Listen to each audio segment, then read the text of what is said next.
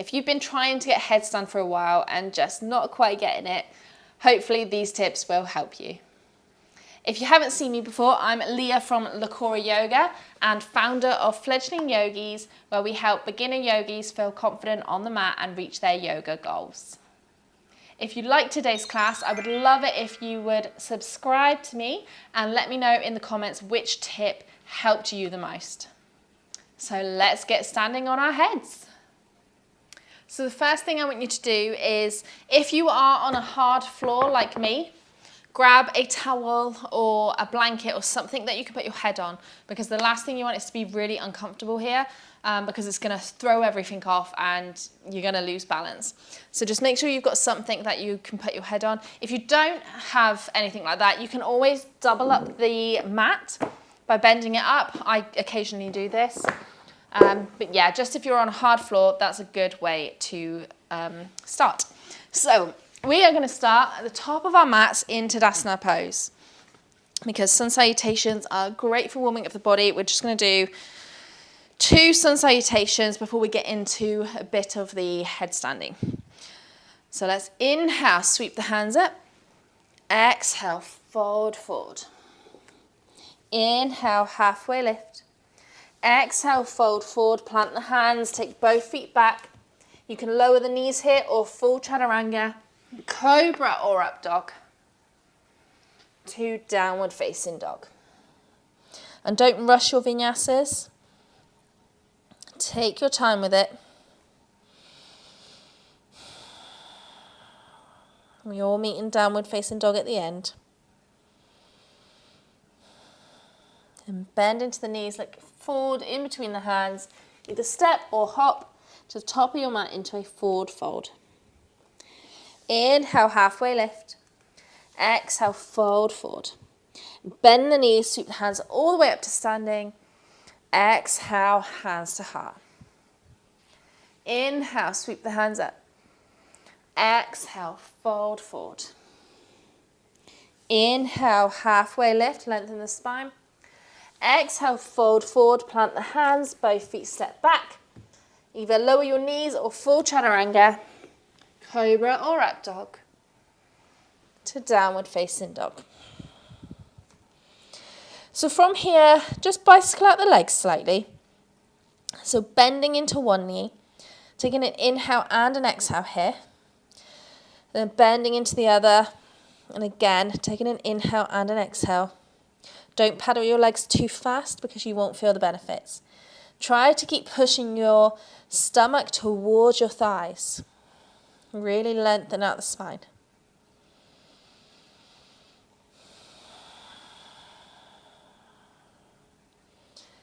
And then lowering the knees down to the mat, so your hips are above your knees. Take your hands long and just sink your chest down to the ground, coming into puppy pose. Keeping your elbows off of the ground here. Looking towards your thumbs and just actively pushing your chest down towards the ground.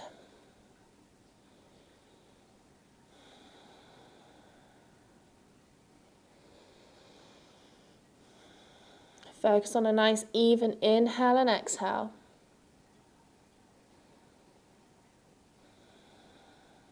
And then coming back up onto the hands, just walk the hands underneath the shoulders. Take a couple cat-cows here. So drop the belly down, look forward, inhale. Exhale, push the mat away, arch the back, belly button draws the spine. Inhale, come through. Exhale, reverse. Inhale, through. Exhale, reverse. And just come back to a neutral spine. And just bring the elbows underneath the shoulders now. Hands are going to come together. You can interlace the fingers if you want, or you can just have prayer hands, completely up to you.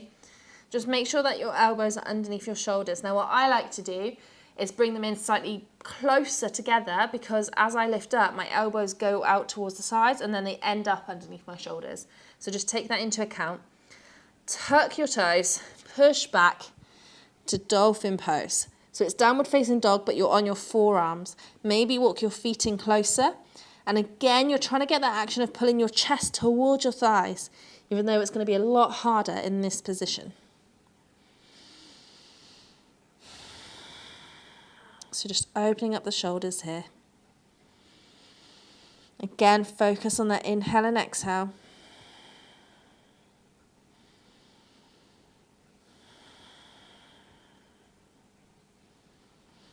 And then roll it forward so your shoulders are over your elbows. Take your feet back slightly maybe, just so you can come into a forearm plank. Use your core muscles here to hold yourself up, looking towards your hands.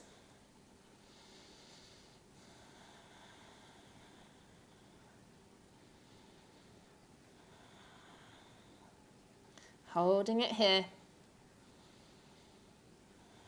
Embrace the shakes. And then lower your knees and just sit back onto your heels. Okay, so we're going to come into our headstand now. So if you are going to use something for your head, just place that down in front of you. We're going to interlace the hands. I'm going to show you the way that I like to do it, but feel free to take any version that you prefer. So I like to interlace my hands. The little finger that ends up on the bottom, I tuck it in the hands so that I just find if I do that, it puts a lot of pressure on my little finger. If I tuck it under, it just gives it a bit more of a steady foundation. Then I open my hands up and I put my head in between my hands. Now, some people will put your wrists together and then go underneath the wrist. I find that a lot harder, but see what feels good for you. So you're going to bring your hands to the top of the towel if you have one, or just in front of you. Your head is going to come in between the towel. So you're not going right on top of the crown of your head. You're coming down just a little bit further.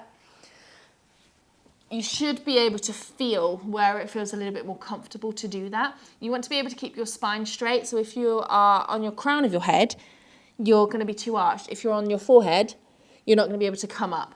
Either way, it's going to hurt your neck. So you really need to make sure that you are on where the crown of the head is, just slightly forward. Okay, so for me, that's here. Okay, so get into that position. If you have hair, you can move it out the way. Sometimes it's good to have a little wriggle with your head here, and then you'll be able to feel where it feels the best. Keeping your elbows shoulder width apart, come up onto your toes, look towards your toes, and we're going to take it step by step. So if at any point this feels difficult, please just come down or stay at the previous step. So from here, if this feels really difficult, stay here. If not, walk your heels in. So you're walking your toes in. Try to get your hips above your head if you can. From here, you're going to bring one foot up. Now, what I like to do here, I'm just going to come down, so you might want to come down and have a look here. When I say bring one foot up, I've seen a lot of people, I'm going to just demonstrate this on my back, bring a knee up right towards the chest. Naturally, your hip bones go to the side. Bring your knee up to your side. It makes it so much easier. If you're going to bring it there, you need a lot more core muscle to hold your leg up, whereas if you come to the side, it just makes it a little bit more easier. So when I say, if you pretend now that I'm in my headstand, bring your knee up, you're bringing it out slightly to the side. And that's going to help with your balance as well. So let's just get back into that position. So you interlace your fingers, flip your hair over if you need to so it's not in your way. Come up onto your toes, walk your toes in. Make sure that you've got the right head position. And then one knee comes up to the side. From here, maybe you take little bounces. Now, if that feels extremely scary, get yourself against a wall. Because if you are afraid to fall, you're not going to do it. You need to get rid of that fear. Otherwise, it's going to keep holding you back. So get up against the wall so that if you do manage to kick up a little bit too high, you just go into the wall and come back down. There's no fear of falling there. So definitely start near a wall. And then you can eventually just bring yourself out a little bit further. And then, if you notice now, my left leg is coming out to the side to create that balance because my right leg's out to the side, my knee. my left leg's come out to the side, and then when I bounce up, and then the other knee comes in, and then you hold yourself here. Then maybe you straighten one leg. I like to keep the other knee bent because it keeps my balance. And then you could straighten the other. I'm not going to attempt that today. But that's what you do. So you straighten one leg while keeping one knee bent, because that's a lot easier. And then once you feel balanced, you can straighten the other knee. Honestly, I'm knackered from talking, so I'm not going to attempt that because I'm going to go flying, and I know that. This is why I always say listen to your body as well. But that eventually the aim is to just float the legs up. So that is how you get into the headstand. Again, if you need a wall, then please use a wall, but just try not to just keep kicking yourself up, because you're going to hurt your neck and your spine, and we don't want that. So really try to push into the elbows. I should have said this earlier, your forearms. You want about 60-70% of weight in your forearm, and not very much on your head here. You're using your forearms to lift yourself up out of this. Sorry, I ended up having a coughing fit then. Anyway, so when you are pushing up through your forearms, it's as if you can do this sat on your heels actually. Bring your arms above your head and then try to push your forearms up, and it's that exact same feeling as when you're upside down. So you're pushing them out of the way with your forearms, your core muscles are on, your legs come up, and then you use your other leg to come up slowly if you can, but if not, you can kick it up, find your balance, and then maybe move another leg up. Whichever feels difficult, practice that one. If it's difficult to get your hips above your bum, then try that first. If your hips aren't above your bum, you're going to need to kick a lot more to get yourself up, which could hurt your neck and your spine. So flexibility does come into this quite a bit. This is why I always say it's good to record yourself as well, take pictures and videos so that you can see yourself back, see where you're going wrong, and go from there. I hope that you liked this video. I'm sorry if it felt like I was a little bit all over the place. I've got so much information, I'm just trying to get it out there.